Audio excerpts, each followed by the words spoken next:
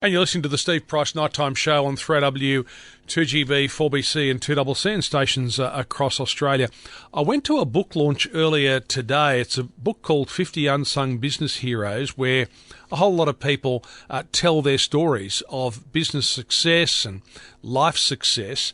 And one of the speakers was Andre Alfonso. He's the founder and CEO of the Aerial Group and Forum India. He's got a phenomenal story because he grew up in Calcutta. He came to Australia. He's gone back to India and come back here. He's had a very successful business career. But the story he tells, which marries in with the way he lives his life now, is about a near-death experience he had a few years ago. But I'll let him tell the story. He joins us now. Andre, good evening to you. Good evening, John. Now, you had some heart issues, how many years ago? Well, the first heart attack I had when I was 42, which led to a bypass, after which they said, go away, live a normal life, you're fine. And then 15 years later, what happened? Yeah. Well, 15 years later, heart disease came knocking once more. And 4 years ago, that is. 4 years ago, I had a heart attack, which meant that I had to go back into hospital, and they put a stent in.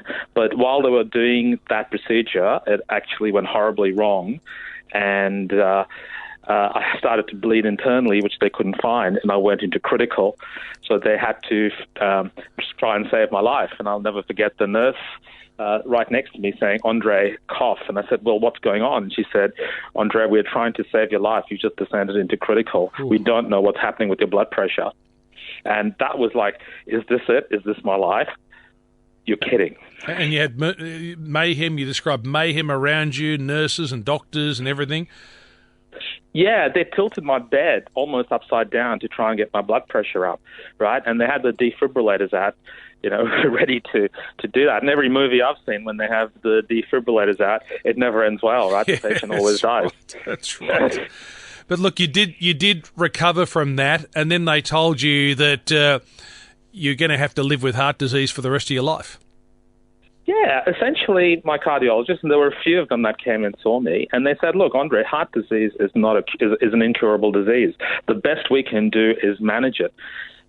So the prognosis was that, for the rest of your life, you're going to have to, be on drugs. We're not going to give you another bypass because it's too dangerous. So that was it. And so I said, what choices do I have? And she at the time said, well, you have two, Andre. You can take drugs and live a little longer, or you can not take drugs and live a little shorter. And, again, I'm paraphrasing, but in essence, that was the message. And I thought, are you serious? I was 57 at the time. Yeah. And I thought, I've got to have more choices than that. Okay, which brings us to the, the light bulb moment. Yeah. So it was absolutely very serendipitous, right? My wife, while we were living in India, went to an ashram. She's Australian. She went to an ashram and got a book called Reversing Heart Disease, which we kept in the library at home. You've said it quickly, Reversing Heart Disease, the name of the book. Yes. It's called Reversing Heart Disease by Dr. Dean Ornish, right? And he has clinically proven that you can reverse heart disease. So my wife dropped it into me at the hospital, and I read it, and I was like incredulous. This is not something that I knew about. Why aren't these doctors doing something about this? Because there is clinical evidence, evidence-backed research to say you can actually reverse heart disease, not something you have to live with for the rest of your life. So as I did my own research, I came across this cadre of cardiologists in the US predominantly that had proven the same thing through different angles, right? A guy called Cole Esselstein, Colin Campbell, another guy who's done quite a lot of research in this area. There's a whole bunch of them. And I thought, wow, this is amazing. And in fact, it's a very similar story to Bill Clinton, who, is following the same kind of regime. I'm following his regime, basically. All right. Well, tell us the regime, because there are four main points to it, and I think this is where I think it gets really interesting. The four main points of what you do. Yeah. So I sort of loosely call it, food, move, pause, and connect. So the food side of it is you're on whole food, plant-based diet. And to the layperson, that means basically you're a vegan, but a healthy vegan, because you can get, unhealthy vegans as well, but you're a healthy vegan, and you don't have any oil. So you don't cook with oil or fat, so you don't have nuts and avocados and stuff like that. So it's essentially a plant-based diet with no oil. That's the first thing in terms of diet, right? That's the food thing you do. The second thing is move, which is you'd probably expect is exercise. And, there's many types of exercise. I choose to walk. I kind of, try and set a target of 100 kilometers a month of gentle walking, nothing, or you could do yoga, stuff like that. The third thing is pause. And this is something I learned recently through meditation, because one of the things that these doctors talk about is to remove stress from your life. And I found that meditation, it took me a while to get into it, but once I got into it and got into the rhythm of it, it just kind of washes the stress away. And the fourth one is connect. And this one is really interesting, John, I'm going to tell you, because, it was a bit of woo-woo when I first read it, but I can tell you right now, it absolutely works. And connect means two things. First, connecting with yourself and connecting with other people. So connecting with myself was really trying to find my guiding compass, what I call my north, south, my east, and my west, which is my values, my beliefs, my principles, and my morals. And trying as best as you can to live your life in concert with those. And getting in touch with them actually gives you a choice then. You can make a choice as to whether you make a decision one way or the other. So that was the first bit of connect. The second one was surround yourself with people you love and who love you back.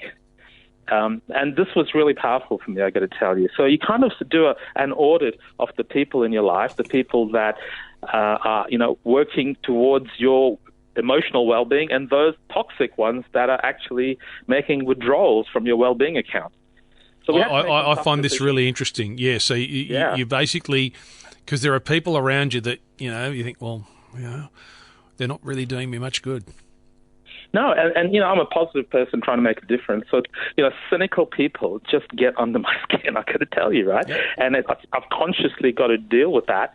But, there are other people that and it could be, and I'm a business person, so, clients that I work with, there's certain clients that have actually walked away from and said, I don't want to deal with them because they are very toxic in the way they engage with you. They're very political, they're very harmful, they're very distrusting, they're having a shot at you behind your back, and you kind of don't want to deal with that anymore. So I made a decision not to.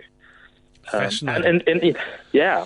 And look, you're using these principles in your life, and I'm just having a look because we haven't got a huge amount of time here, but I'm looking at, for instance, what you've written in this book where you talk about essentially what you've just discussed, but you say you follow your intuition, which goes to what you talked about in terms of your health. It's a digital age we're living in. There's information everywhere. So you say we've almost discounted our intuition. You start with your intuition, what your own instincts tell you, and then wash the data over the top of it. That's your tip. That's my tip, because we are living in this information age where you're constantly bombarded with information. Like if you want to buy something, you can do. There's so many different channels. And when it comes to making decisions about more important things in life rather than just purchase decisions, there is a lot of information out there. Yep. And what I say is that I believe that we've lost touch with our intuition, our gut feel of actually saying, I think that's the right thing to do. I think I like that car, and then washing the data over it, as opposed to putting all the analysis in front of you and then getting lost. So be true to your intuition. That's a really good thought. Listen, Andre, it's been great talking to you. The story's in this book, and I really would recommend it. And you've given us a lot of food for thought. Thank you, and good luck for it. Good luck, because your doctors are saying you're in great shape. The doctors are saying all good things about me. In fact, they don't think there's anything wrong with me anymore. The heart disease is gone. And look, what about the vegan diet? Because there'll be people listening to us going, what of a vegan diet? Well, first of all, don't judge me. There's a lot of jokes about vegans, but I would say that's not the toughest thing to do, by the way. But getting on a vegan diet. The toughest thing is that issue of connecting and, surrounding yourself with love, because you're dealing with things out of your control then. Offloading the negativity. It's been great talking to you. Thank you so much for your time tonight. John, it's been a pleasure. Thank you. Andre Alfonso is from the Ariel Group and Forum India. His stories in that book I mentioned, 50 Unsung Business Heroes, and you can just go to that website. There's a website, unsungbusinessheroes.com.au. Very interesting stories in there.